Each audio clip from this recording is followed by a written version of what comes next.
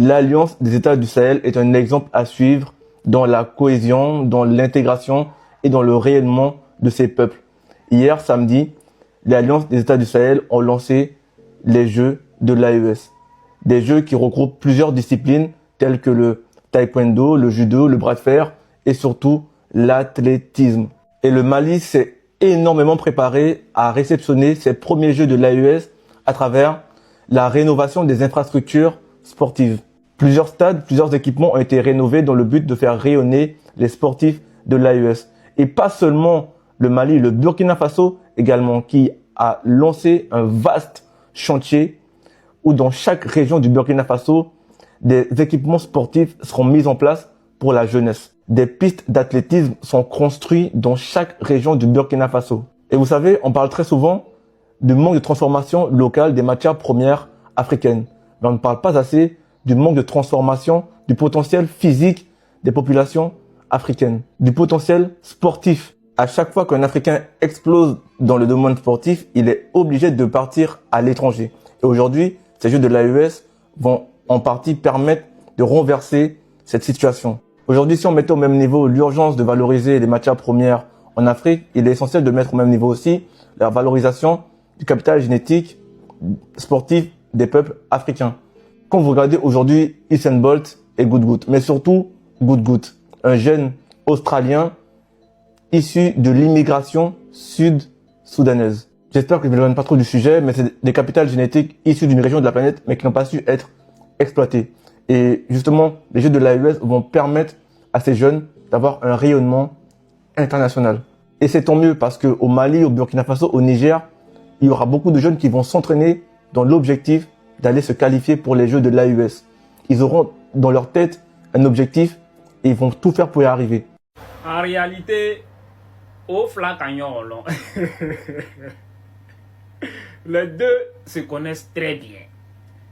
Papa là, lui il dit, il n'y a pas de quatrième mandat. Il dit c'est pas possible. Il dit que le troisième mandat là, lui n'était pas là. Non, lui il dit n'était pas là. Que quatrième mandat, que c'est pas possible. Qu'il ne peut pas avoir de quatrième mandat ici. Papa là, lui veut faire un quatrième mandat.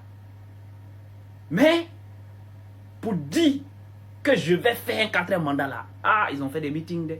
Ils sont venus à Paris, meeting, Yamsokro, meeting, Abidjan, Yopougon, Figayo, meeting. Autour de tous ces meetings là, oui ou non. Mais jusqu'à aujourd'hui là, aujourd'hui c'était le derby. Meeting au stade. Aujourd'hui là, c'était le Las Caras, le derby. Derby là. On dit papa, c'est comment? Ils sont là ou bien ils m'en sont. Papa dit qu'il a réfléchi encore. Papa Ado dit en âme et en conscience, il donne-le quelques jours, il va réfléchir encore. Ils se connaissent. M. Ouattara a fait déjà 2 mandats. Dans une démocratie, c'est 2 mandats.